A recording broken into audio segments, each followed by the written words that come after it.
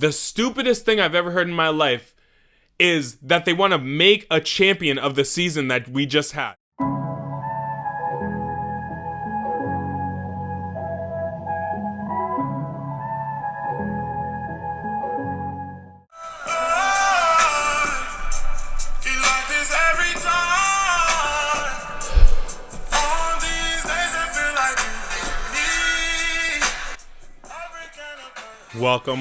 Welcome. As you can see, we got a new look. This is the Quarantine Podcast. This is Heartbreak Anniversary by Giveon. If you haven't heard it yet, man, this is a single he put out. I love R&B. That's probably my favorite type of music, but that song right there is definitely one to go listen to. It just came out last year, so if you haven't heard it yet, go take a listen. Welcome to the Quarantine Podcast. My name is Eddie Gomez. This is episode 11, I think. Yeah, we in episode 11. As y'all all know, we are quarantined right now, and it is just a scary time right now. I was on Bleacher Report this morning reading about players are about to start doing virtual off-season programming. This means that a lot of their meetings and stuff are going to be virtual. These guys are just going to be using their computers most of the off-season. And hopefully they figure out this plan to get all these things done and get people back to work and back to playing sports and doing normal things again. But we don't know, man. A lot of players right now, though, are looking for deals. We got one that actually got one.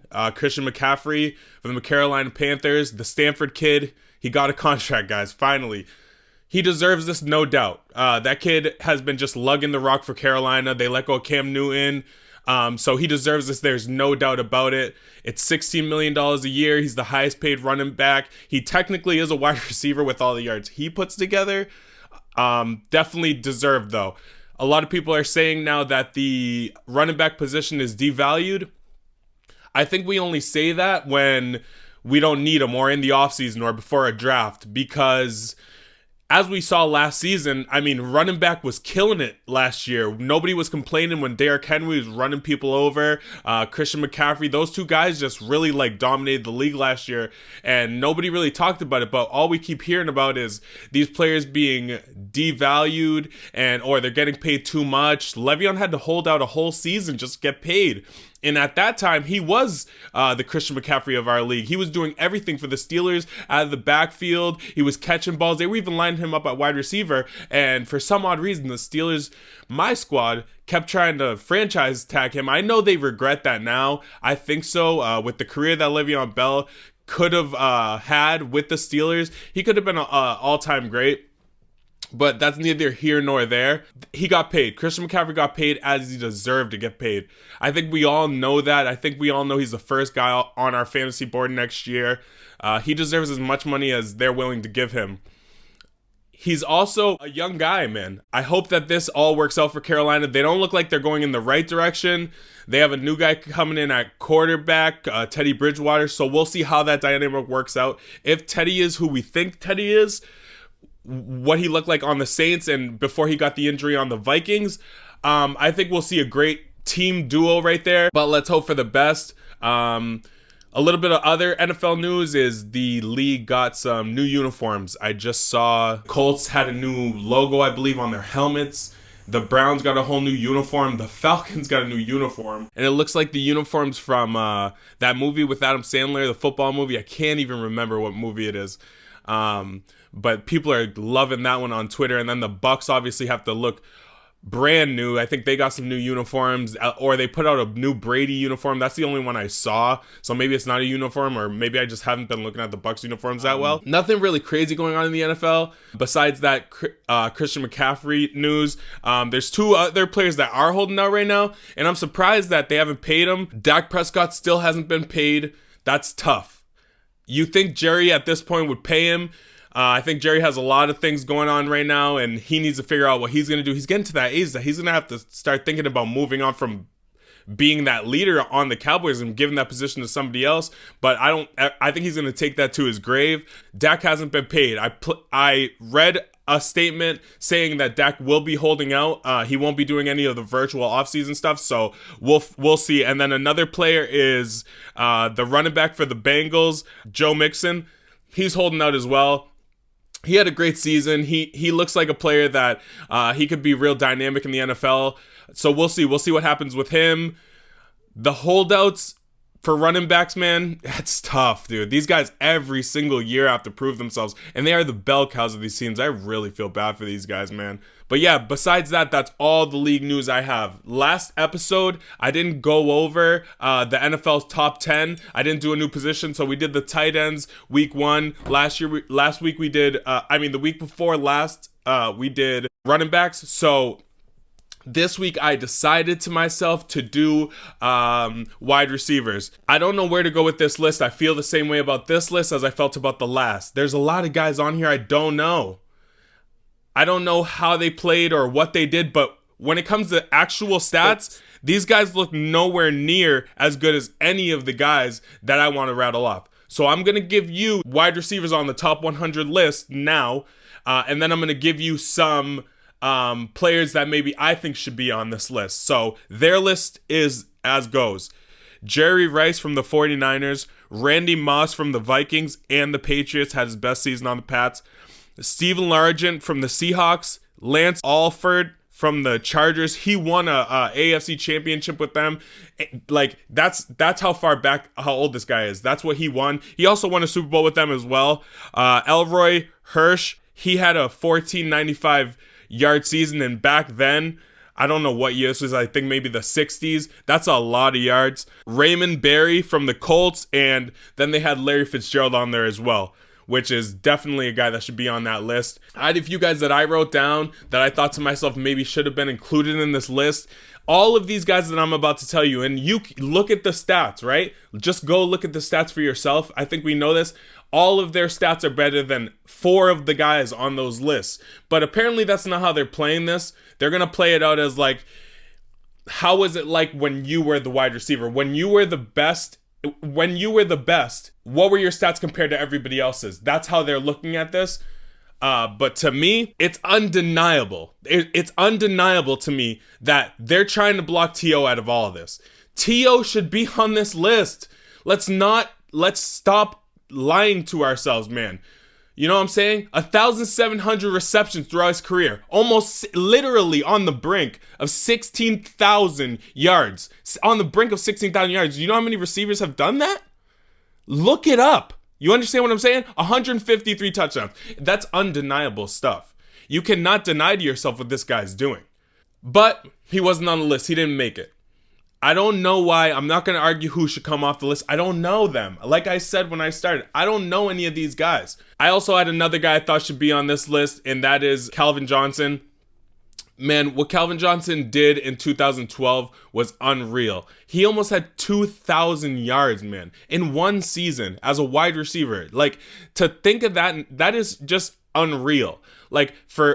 And he cut his career short. Like, the career that man could have had, and versus the one that he had was an all-time great one. I mean, it's unbelievable, man. So I thought he should be on the list. I had another one, an honorable mention. Maybe I'm wrong about this. Marvin Harrison should be on this list. Marvin Harrison is somebody that nobody ever thinks about at wide receiver, but what him and Peyton Manning did with 114 touchdowns as a duo, that's unbelievable. It's undeniable.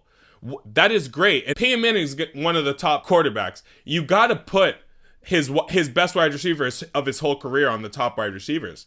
I mean, tell me not. Y'all tell me. What do you think about what I'm saying? You know what I'm saying? It just doesn't make any sense. So those are the 3 guys I thought maybe should be on the list. I had a bunch of other guys that I didn't really name, but we don't have too much time for that. So I think that I thought I'd just give you guys 3 of those names. Besides that, in sports, man, we really ain't got much at all, man. The NBA is just down. There's nothing going on. They're trying to figure all this stuff out. Same thing with the MLB, like I told you guys in the last episode. We're going to be almost a month into the actual start of opening day. So we're going to see what MLB really wants to do. Who knows what happens there. We're almost at 2 million cases right now, man.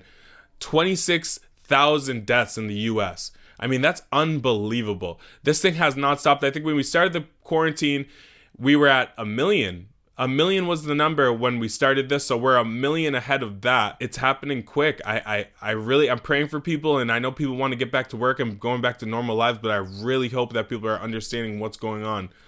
They gave out checks. Everybody got checks, so I'm glad everybody's getting their check now. A few people I know got their checks. I hope you guys are out there trying to get your check. Trump is trying to figure out a way to jumpstart this community without any more health risks. That's all he's trying to do. He's trying to figure out a way to get people back to playing basketball, football, opening up these big businesses, Apple and all those places, just to get our economy back to going. You know what I mean? There's a few people actually that I wanted to show you guys that were on that list of people that were helping Trump with this economy situation. I'll give you that list now. The first name is Adam Silver. He's the NBA commissioner. Roger Goodell, NFL commissioner.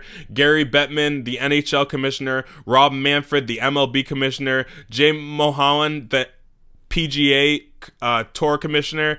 Dana White, Lisa Kennedy, NASCAR CEO. Jerry Jones, Mark Cuban, and Robert Kraft.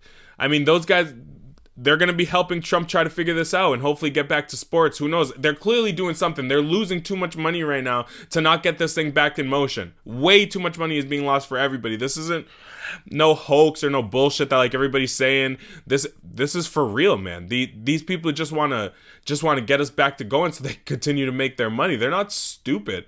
So it's a tough situation for everybody, man. I hope everyone's looking out for themselves. Recent thing I was reading on Bleacher Report was saying a vote would need to be required to crown a champion without playoffs in the NBA. The stupidest thing I've ever heard in my life is that they want to make a champion of the season that we just had. Like, that doesn't make any sense. 90% of the teams that win the championship are either 1 or 2 in the season. So I get that part, but like let's just let it go. This can always be a little blurb in our history. It can be remembered forever. You know what I mean? Give this thing its respect and let's step aside and say like we don't need some type of champion on the season. What's that doing for anybody? You know what I mean? What are we doing here? Trying to make more money off some dumb shit? Yeah, that's all I got to say about that. Everything else about sports, man, that is just coasting, man. Everybody, I'm just trying to like literally pick things out of nowhere of trying to give you guys a little bit of something on sports, but there is nothing going on. I feel bad for these guys right now. I feel bad for all those guys sitting at home because their lives are so wild and live all the time. I can only imagine having to just sit in. For me, it's easy because my life ain't crazy. I'm not around 100,000 people every night. That's not my life. So I feel like for those guys, they must be going absolutely nuts without the attention. A few things I was watching. I actually watched this Hulu documentary on a clown named Wrinkles. This clown is crazy. You guys need to check this out. It's about this scary clown that they pay to go scare their kids. Or he set up like a hotline where they can just call and leave a message and scare the shit out of their kid. You'll hear the kid in the background like, oh, Wrinkles, you want to come to the house? And their kid will be screaming in the background. But I don't want to give too much of that away. So that's pretty good. I watched that. And I kept watching McMillions. I gave it up. McMillions is a bust, man. It's so annoying. Like, they just keep talking about nonsense. You just want to know what's going on. I don't even know what the plot is. I'm through 2 episodes. I don't know what the plot is. So I'm honestly ditching that one to the side. We got things coming up though to watch. So Chris D'Elia just dropped a comedy special, and if you're into comedy like I am, and I am really into comedy, I'd advise you go watch that. And also The Last Dance on Sunday, the Michael Jordan documentary that we've been talking about since episode 1. That's going to be out, so that will be great. Everything else, man, is just slow. It's just slow news. Trying to come at you guys best as I can. I got a mic for the podcast, so hopefully we can keep growing, and hopefully you guys are growing with me, man. Please subscribe. I need y'all to subscribe to my page, like, and thank you for listening. Quarantine Podcast out.